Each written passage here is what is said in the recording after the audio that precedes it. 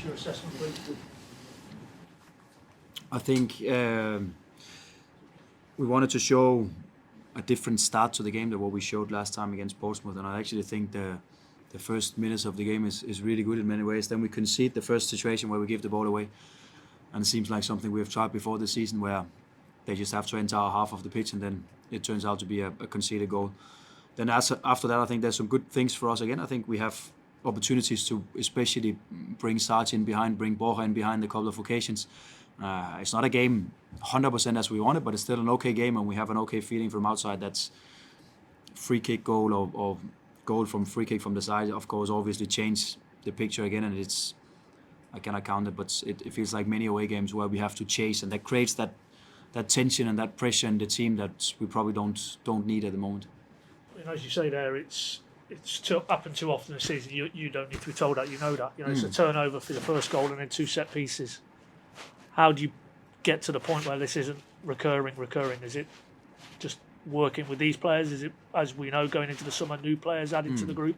We obviously have to look at this. I would say one thing is, the direct symptom is that we struggle to defend set pieces. That's a fact.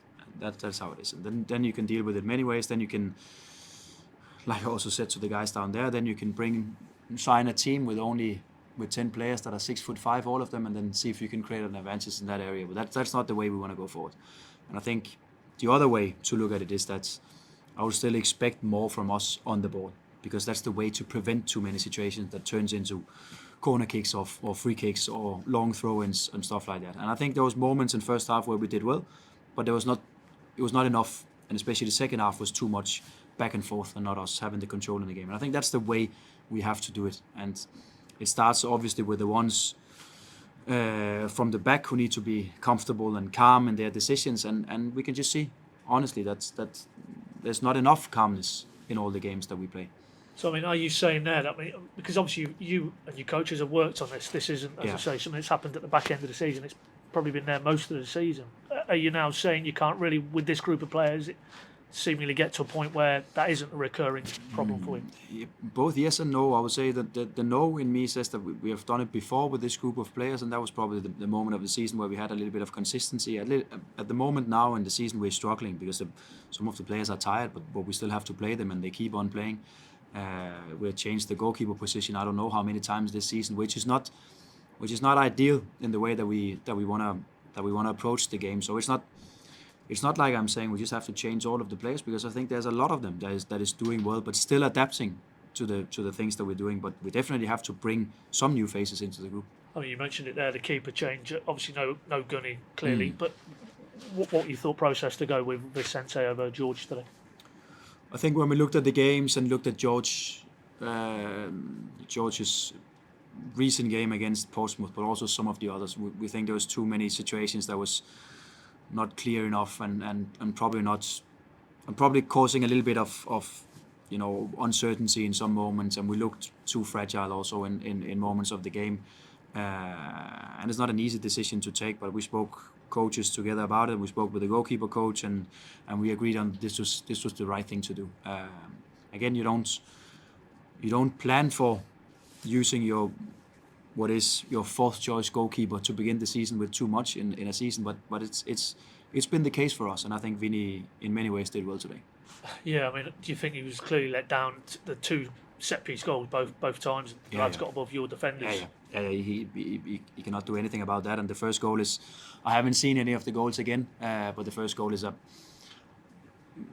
I don't think he can do it exact same way again. The striker who scored the first one, it seems like a little bit fortunate touch on the ball, and from also my view, Vinny can do absolutely nothing about that one. You were very candid after the Portsmouth game. You almost questioned the desire and motivation of some of your players. Did you get those answers today, irrespective of the result? I have to give you a lot of yes and no answers today, Paddy. I would say there was no doubt in me when I spoke to the players, and we spoke a lot that Saturday morning and afternoon on the training center the other day, to make sure what is the ambition, what is the personal desire and motivation for the rest of the season. Both players that we know that they will probably leave, players that are here on long-term contracts, and all the others in between that. And we spoke probably to most of them to make sure what is it we can expect from each other. And I think actually, which can sound a little bit strange, I think actually we did a great start to this game. Had many good things going on, and then of course we concede on the first half chance they have in the game, and we're under pressure again. We are a little bit under stress again. We take some decisions in there that where you can almost feel that there's a little bit stress in our quality, in our passing game, in our decisions, which is not ideal for the situation that we are in. But I didn't see any players where they didn't try to do everything they can. I mean, you made a triple change there in the second half. Borja, safe to say, he looked a bit frustrated when he came off. Yeah, I think he was, but it was planned, and I think if you ask him, he would also tell you that, because we spoke about it the other day, and he is tired because he's been playing a lot, and he plays normally 90 minutes for us, and we can see that he was probably running out of energy. So we planned for, unless he played the perfect game and he was completely on top and everything was just perfect out there, we planned for taking him off after 60 minutes. Okay, so I mean, he was well aware of that, because it seemed like from where we were sitting, he just went straight down the tunnel, but that clearly was something that he expected could play out today in terms of coming off. Yeah, he was, but I think it's fair that he was frustrated, because I don't think his performance was top, and I don't think the team performance either was top. So I'll be more concerned if he was running out with a smile on his face. You conceded 8 goals in 2 games, and you saw the fans at the end, obviously, understandably, were not too happy. What can you say to them after this weekend? Yeah, but I also got the question the other day. So it's not for me to say too much for the fans. We appreciate that they're there. We appreciate that they're there in big numbers, and also appreciate that a lot of them can see that we struggle at the moment. So I don't think it's the right thing to sit here and hand out excuses or promises or whatever, because we are struggling. We are finding things difficult at the moment, and I cannot promise that it will be better when is next time we play Saturday in Middlesbrough. But I can promise we do everything we can to make it better, and I can promise them that we really enjoy all the support that we get, that they're still traveling down here in big numbers. It means a lot to us, but I also expect that they will be there in times where everything is not perfect. Did you vent your frustration in the dressing room, or you're not that sort of person? It's a little bit. It changes. It's from time to time. I don't think today was the right thing, because it's been a tough weekend for us after the Portsmouth game Friday. So I think as a coach, you also have to feel the room and feel what is the most important thing for you to do. And I think probably the Portsmouth game was more the direct and very clear language, because I think that was needed for that one. And then there were other days like the one today where I don't think that was the right thing. It just seemed as though you've got such a strong forward line. It just seemed today like you couldn't find them. No, and I agree, and that's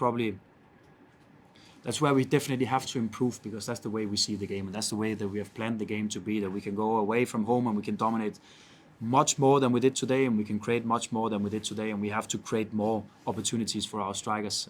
They are also a part of that, because I think we actually managed to find them a lot of times in first half, but we didn't hold on to the ball well enough, or we didn't combine well enough to get into dangerous areas. And I think there was a mix of both.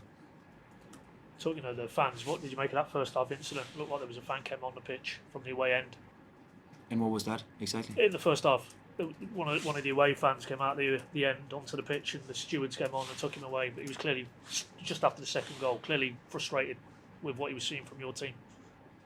Yeah, I don't think it's the most clever thing to run onto the pitch. I think we have to avoid that.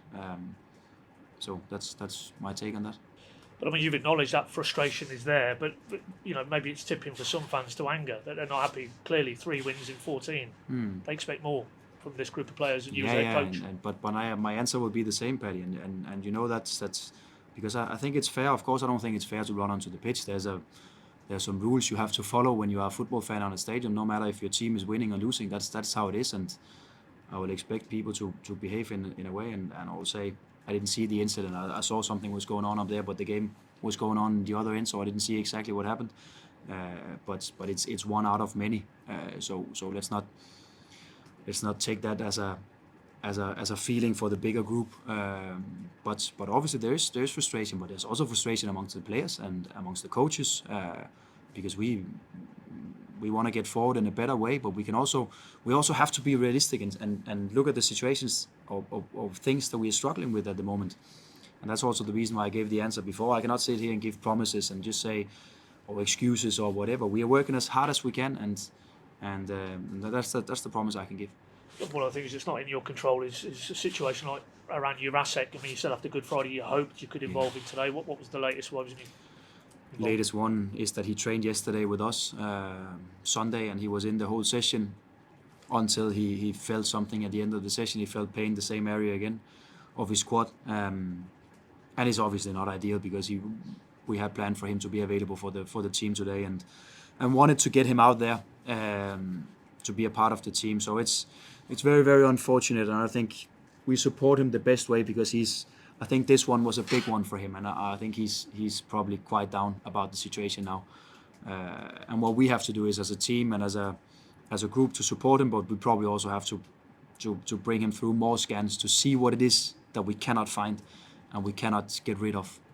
So I mean, it's obviously too early maybe to say in terms of the last two games whether he can feature. Yeah, it will be too early. And no Kevin Fisher today. No, he got that injury in first half against Portsmouth, the knee injury, and felt okay in the game, and we assessed him again in halftime, and he felt okay. And we played him on, but he could feel that same pain coming the day after, and it's too much for him. So he has a knee injury. In terms of time, we pretty much ruling him out for the rest of the season. Yeah, he will. Yeah, not surgery though, you don't think? No, that's not what we're thinking. And just to clarify, the final point there, did Wright pick up anything injury-wise? Looked like he dropped down. No, he was. Yeah, gone. He was done. Yeah, but in terms of positives, again, I think that's 3 set-piece goals he's been involved in the last 2 games. He's just underlining with each game how he's adapting to the Championship, and particularly how he can maybe add something to you in this midfield.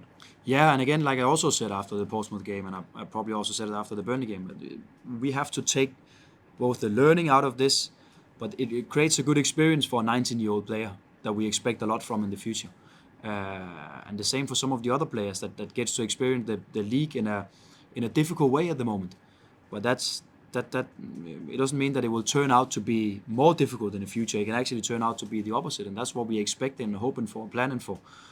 But everyone can see that we will make some changes, and when we keep the ones in the group that we think have done well for this season. But we also expect that this team can compete on a much higher level when we start again next season. Thanks, everybody.